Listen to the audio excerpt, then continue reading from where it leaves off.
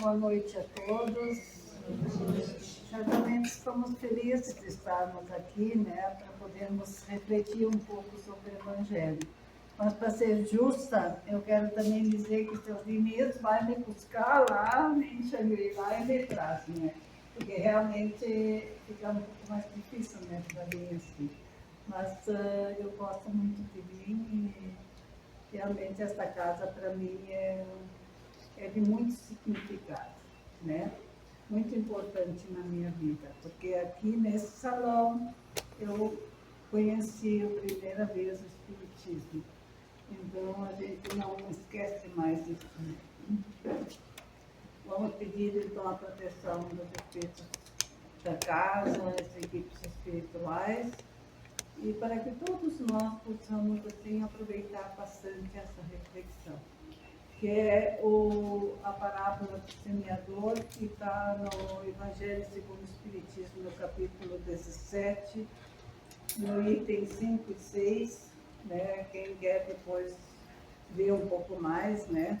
Mas, além disso, eu fiz uma pesquisa também, um estudo, no livro Parábolas Terapêuticas de Alírio de Cerqueira, que é um médico lá de Cuiabá, e ele escreve, tem uns livros bons, né?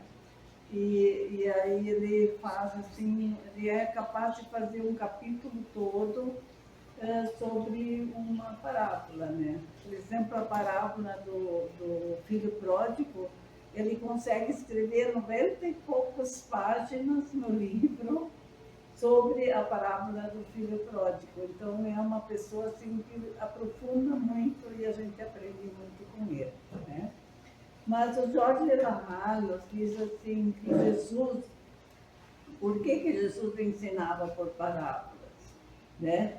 Então, ele diz assim, que era a melhor maneira que Jesus tinha, como pedagogo que ele era, né? De passar um ensinamento para que ele pudesse ser assim entendido pelos mais simples, pelos mais letrados, pelos mais adiantados e pelos menos adiantados, porque uma história sempre a gente guarda mais facilmente, né?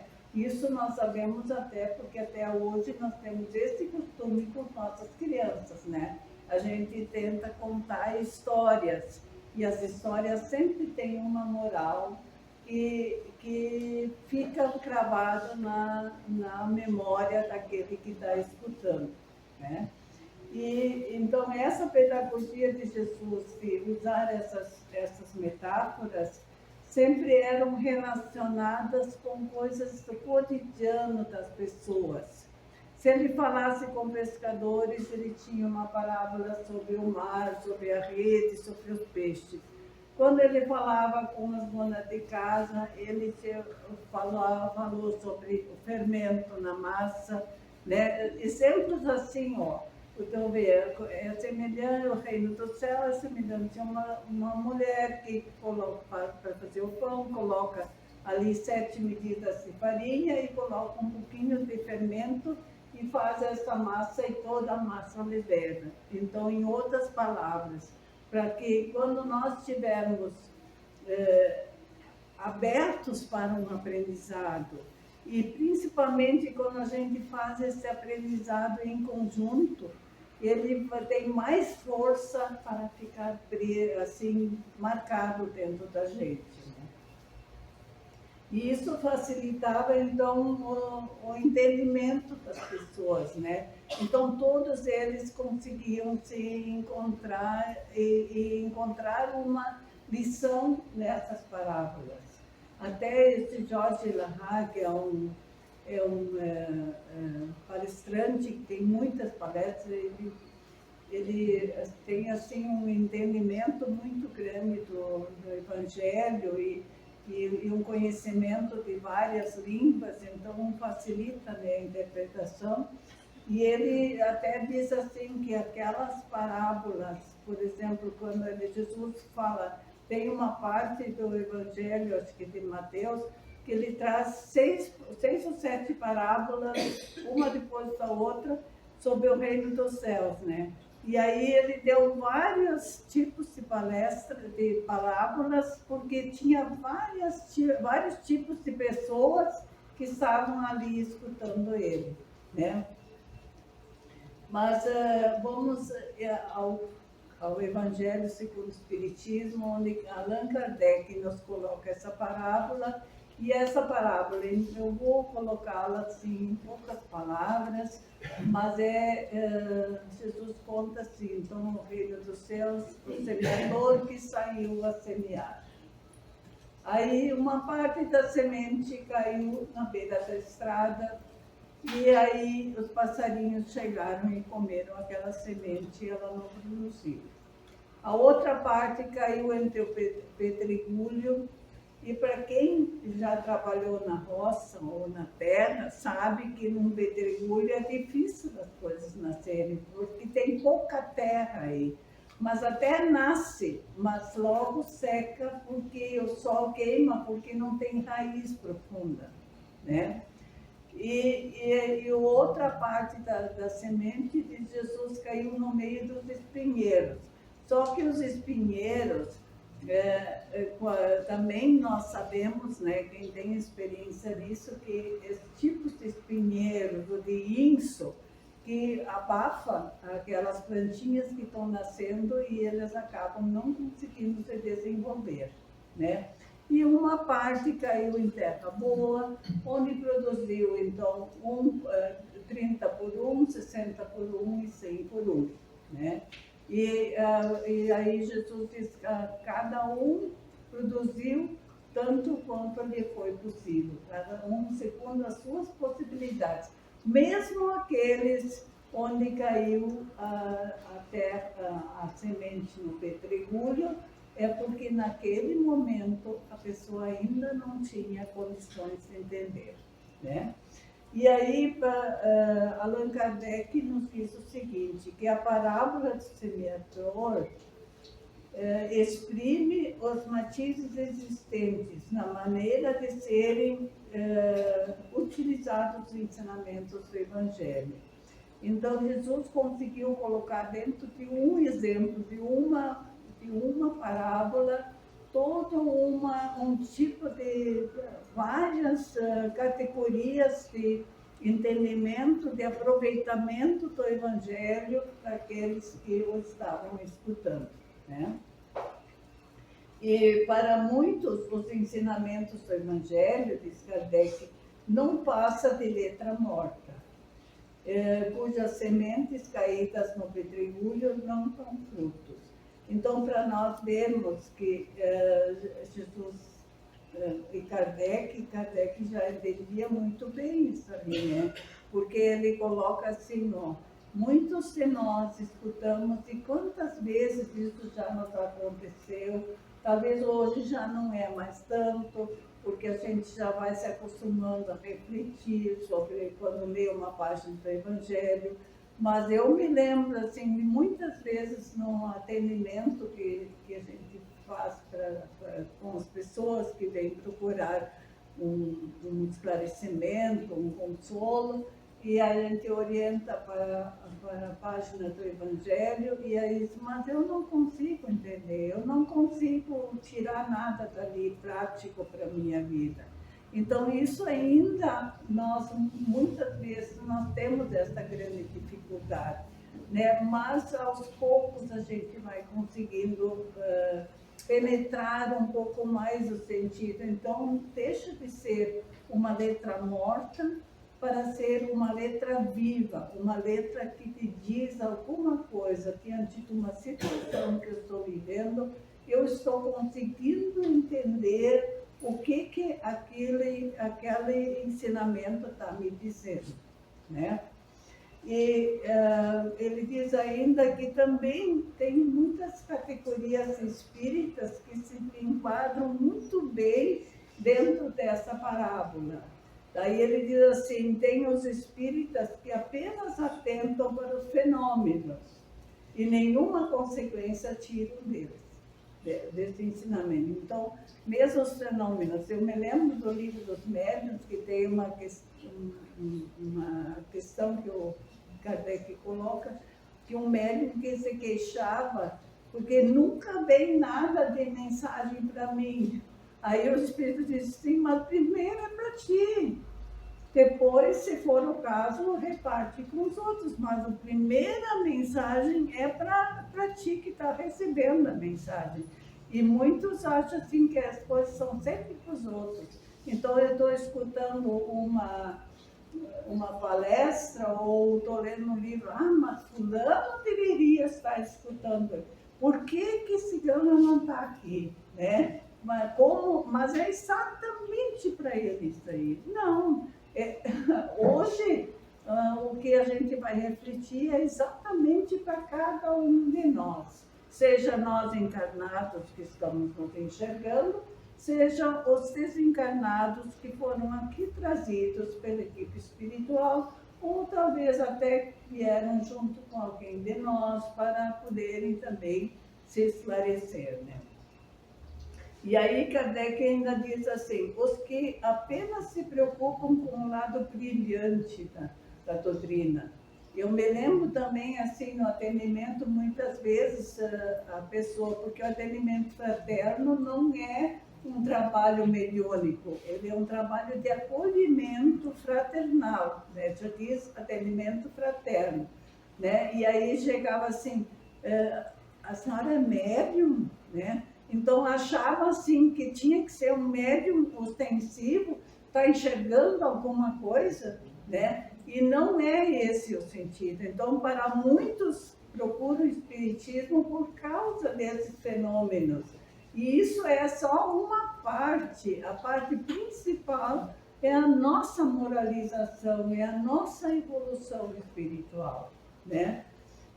E os que reconhecem muito bons conselhos para os outros também, ele diz, né? Depois vocês, quem tiver o Evangelho segundo o Espiritismo, né, ele faz uma página assim, onde ele fala sobre a interpretação que ele faz ali dessa parábola, né? Então, muitos acham assim, mas é exatamente para fulano. Não, é para mim, né? Se fulano puder aproveitar, aproveita, mas na realidade é para mim, né? E aqueles finalmente para os quais essas instruções são como sementes que caem em terra boa e dão frutos, né? Aí então ele coloca sobre aqueles na terra fértil. E inclusive Emmanuel, no capítulo 64 do livro Fonte Viva, ele diz assim que Jesus, nessa parábola, os tipos de terra que ele coloca são a nossa evolução, né? Porque todos nós passamos, se hoje nós estamos aqui, nós viemos para essa casa para escutar um pouco sobre o Evangelho, para refletir sobre o Evangelho. É porque nós já em outras épocas certamente estávamos em reuniões, em lugares onde isso também já foi falado e não captamos nada, não é para mim, não interessa, né? Então todo mundo passa por isso, não talvez nessa encarnação, mas nós sabemos que nós temos muitas outras encarnações anteriores, né? Mas a Lírio de Cerqueira, ele diz assim, ó, esta parábola é um verdadeiro poema de amor que Jesus relata para a humanidade, especialmente no porvir. Esse pormenor, especialmente no porvir, significa que cada vez nós vamos evoluindo mais e se nós formos reestudar, repensar nessa parábola, que seja na semana que vem, nós vamos conseguir ver mais coisas que nós não estamos enxergando e sentindo hoje.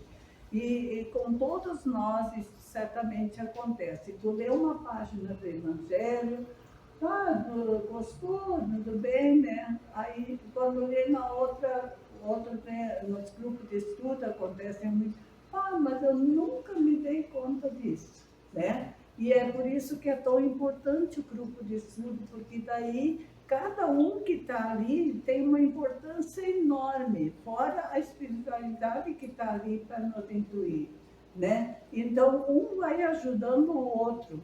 Eu acho que o grupo de estudo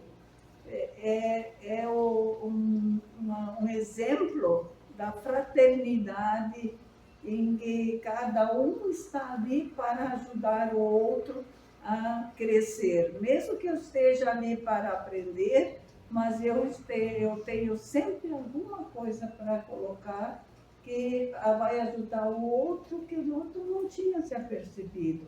E assim eu vou me apercebendo de coisas que eu não, aquilo passou para mim, eu não tinha visto sob este ponto de vista, né? Então a gente, por isso que é tão importante os grupos de estudo, há pouco o seu Denis estava falando do grupo de estudo, a gente sempre sai enriquecida em qualquer grupo de estudo que tu encontre.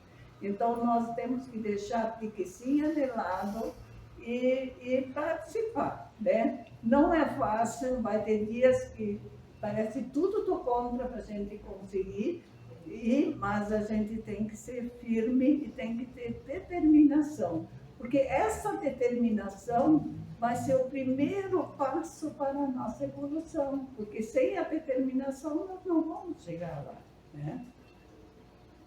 E aí ele diz ainda assim, ela é tão profunda que a maioria das pessoas ainda não entenderam o seu significado. E nós estamos nessa turma, né? Nessa maioria. Ao menos eu me sinto assim, cada vez que a gente estuda, vê um outro ponto de vista de alguém, né? Lê num livro e escuta uma palestra, a gente sempre vê alguma coisa que eu não tinha me percebido, né? Isso é muito, muito rico, né? E quando lida ao pé da letra, diz ele, temos a impressão de que o semeador ser um descuidado. Por que ele foi sacar a semente assim à toa, né?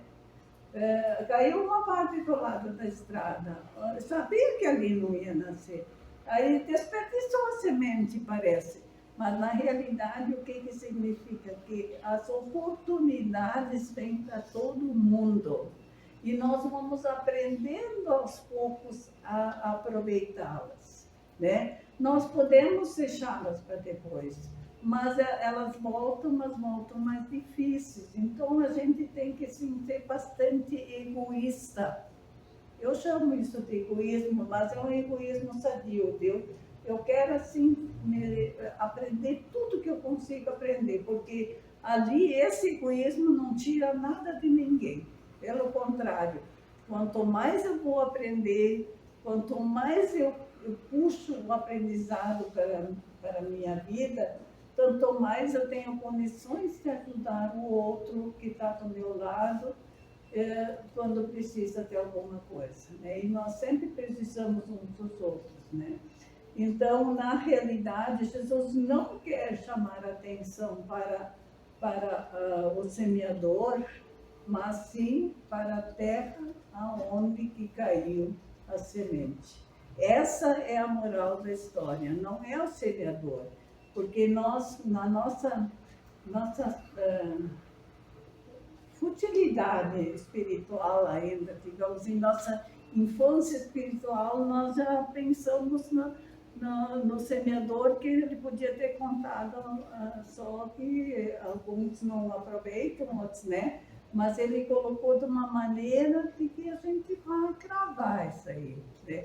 E sempre com a consciência de que eu já fui terra de lado de estrada, eu já vivi no espinheiro, né? E onde as coisas me faziam, eu gostava na hora, mas depois abafava, etc. Né? E Jesus saiu, então, a semear. Nós temos que observar em todas as parábolas que Jesus não tem nenhuma assim que ele começa passivamente. Todos os ensinamentos de Jesus sugerem sempre movimento, né? Saiu a semear, pôs-se a procurar, bater, abrir, né? E sempre implica em movimento. Então, isso nos traz conosco a lição de que a gente não pode ser passivo, como que eu vou te dizer? Assim, não agir, né? A gente tem que sempre ser ativo, né?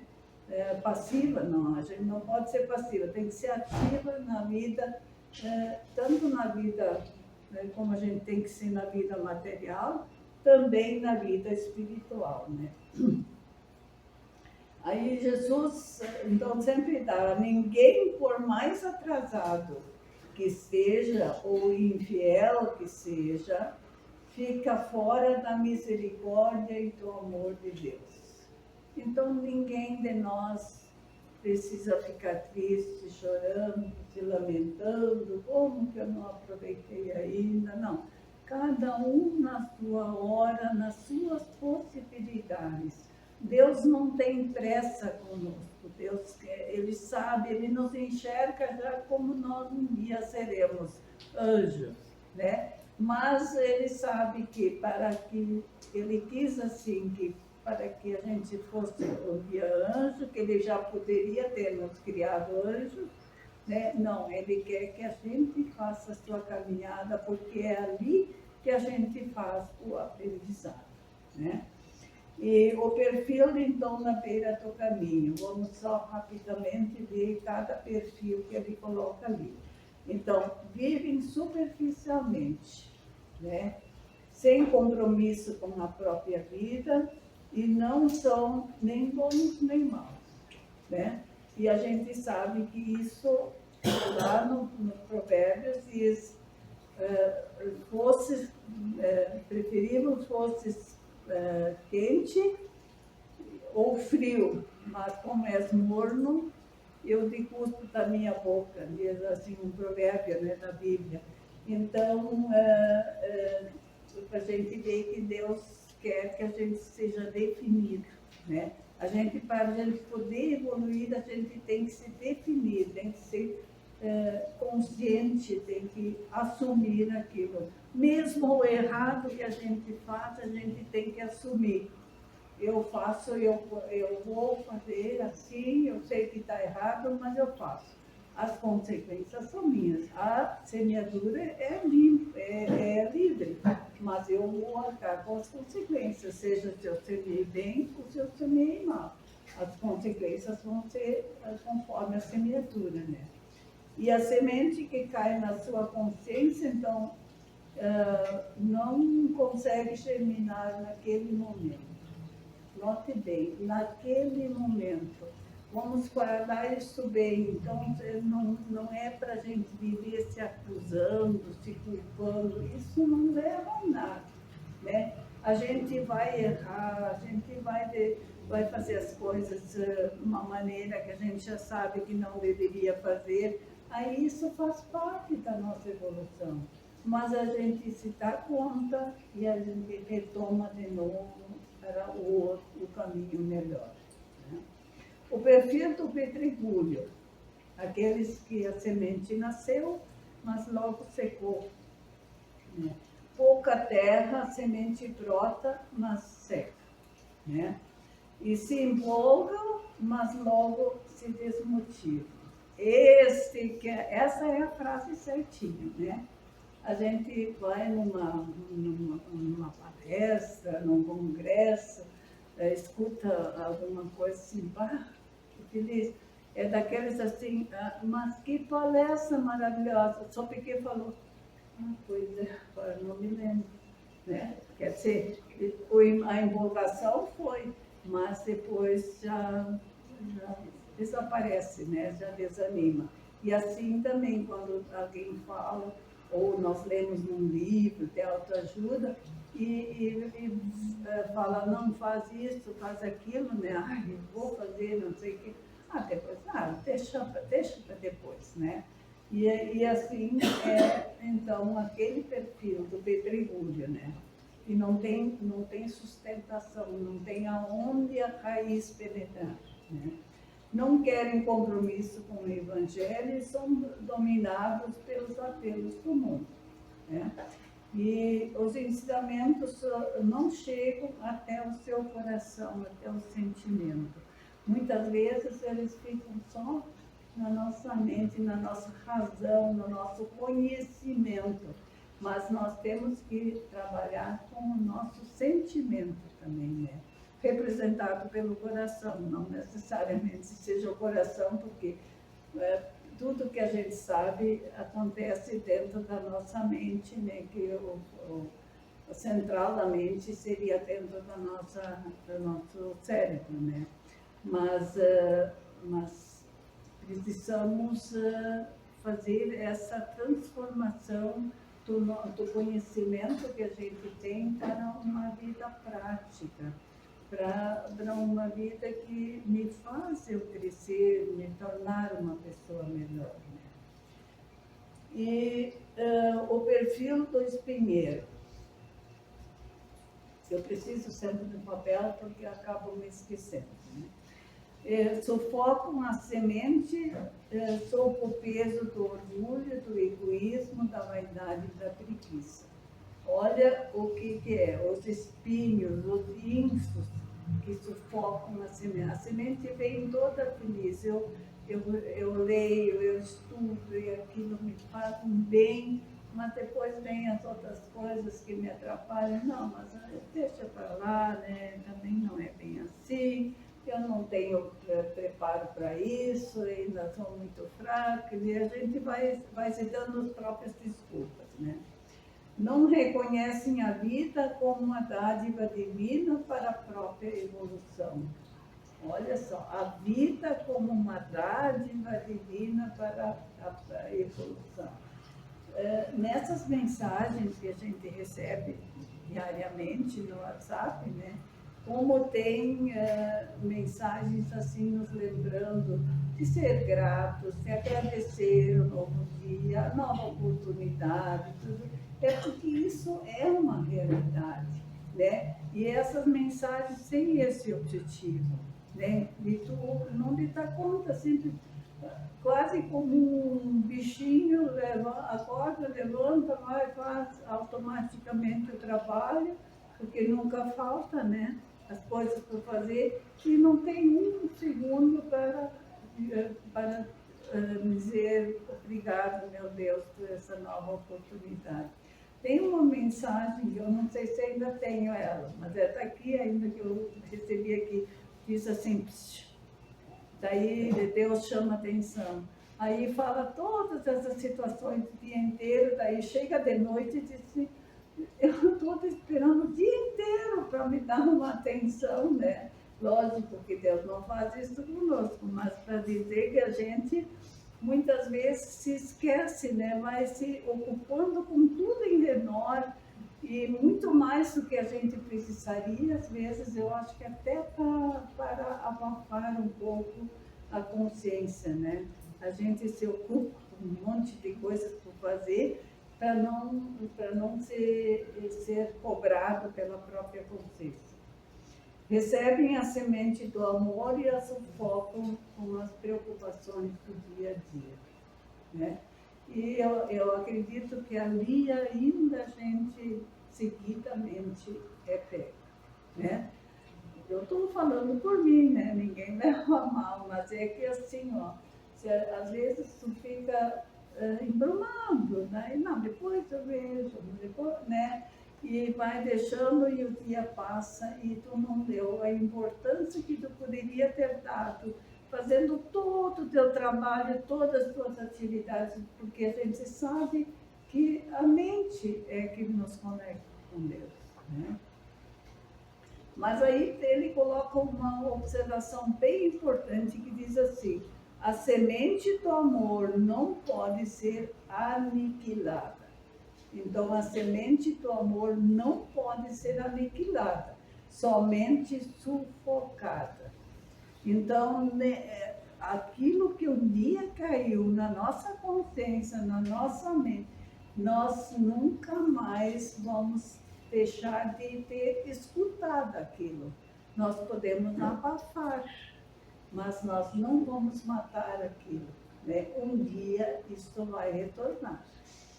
E quando ela retorna um pouco mais difícil, nós devemos se nos lembrar Quantas vezes a gente se queixa das dificuldades, das doenças, dos sofrimentos, tantas coisas que nos acontecem, mas a gente tinha que pensar um pouco, será que eu não plantei isso?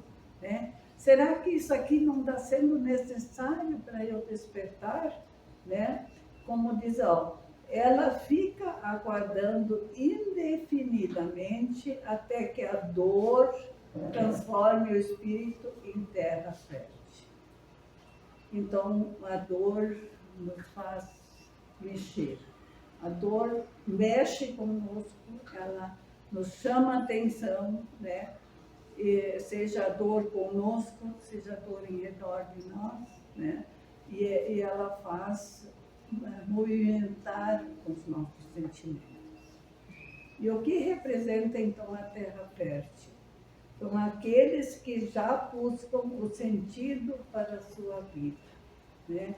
Buscam o Evangelho libertador. O Evangelho é libertador. Se nós estudarmos ele com o coração, com a mente, com a razão e com o coração, nós vamos entender que toda a mensagem de Cristo no Evangelho, ele é uma mensagem libertadora, uma mensagem que nos dá saídas para a vida, uma mensagem que nem sempre nós vamos achar muito legal, mas que lá no fundo nos traz uma orientação, né? Que é uma grande verdade, então, para nós, né? E a sua vida começa a ter um verdadeiro sentido, que é o de amar. Porque nós também sabemos do Evangelho que Jesus disse, o mandamento é esse, amar a Deus sobre todas as coisas e ao próximo como a si mesmo. Então, esse é o resumo do Evangelho. Né? Utilizam o Evangelho para a sua própria transformação, ou terra fértil. Então, na medida que nós vamos nos tornando terra fértil, que, como eu disse antes, eu acredito que todos nós já somos terra fértil, embora de vez em quando ainda encontre uns lugarzinhos assim meio pedregulho, meio espinhentos, né? Mas no fundo a gente já é terra fértil. Não conseguimos ainda produzir 100 por 1, e isso não é provavelmente para a nossa encarnação agora. Isso ali, segundo eu tenho estudado, é para aquelas pessoas que fazem do Evangelho a verdadeira razão de viver. Né? Para eles vivem conforme o Evangelho em qualquer... Podemos colocar ali um Chico Xavier, né? Que a gente sabe que ele sempre tinha uma palavra de consolo, de esclarecimento, um acolhimento. Ele era um amor vivo ali, né? Um Francisco de Assis, né? Então, nós um dia nós vamos ser 100%. Mas se nós estivermos hoje só conseguindo produzir 2 ou 3 ou 10 grãos por 1, né, por semente ali, nós já estamos indo. Né? Porque na natureza nada está salvo, tudo é devagarinho, vai indo, e a gente vai se melhorando, vai crescendo, vai entendendo cada vez mais, vai se contaminando com o Evangelho, né? Eu gosto muito disso ali, sabe, de quando vinha alguém novo no grupo de estudo, disse assim, às vezes vinha assim, alguém junto com outro, né? Não pode ficar, que saia contaminado, né? E olha, normalmente a pessoa retornava e ficava no grupo. Então, essa contaminação boa, contaminação que faz a pessoa se sentir integrada no grupo, por interesse, né? Essa que vai nos ensinar a nós produzirmos cada vez mais, né? E não tem por que a gente estar se comparando, fulana deve estar produzindo tanto, eu só tenho tanto, né? Não, isso não resolve nada, não vai nos ajudar em nada, porque Jesus disse bem claro no final da parábola, cada um produziu segundo suas condições. Então, o jeito que eu produzi são as minhas condições. Agora, o que está na minha mão é eu melhorando as minhas condições, eu vou melhorando a minha produção, né? E em tudo na vida essa é a mensagem para hoje. Tomara que cada um de nós possa sair daqui, ao menos um pouco com aquele bichinho assim, né? Que vai mexer, mas fazer pensar, né? Que Jesus nos abençoe a todos.